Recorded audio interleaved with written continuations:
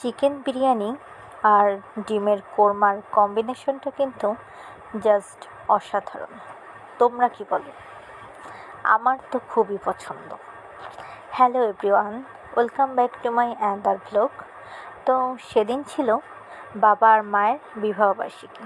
তো সেজন্য মা চিকেন দিয়ে এরকম সুন্দর করে বিরিয়ানি রান্না করেছিল, যেটা দেখতে খুবই সুস্বাদু লাগতেছে, এবং তার সাথে রান্না করেছিল ডিমের কোরমা। ডিমের কোরমাটাও কিন্তু খুব সুন্দর লাগতেছে।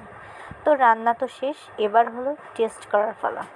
তো তার জন্য আমি একটা প্লেটে বিরিয়ানি উঠিয়ে নিলাম এবং সেটাকে সাথে আমি ডিমের কোরমা নিয়ে নিলাম, এবং সালাদ ছাড়া তো কোনো খাবার জমেই না।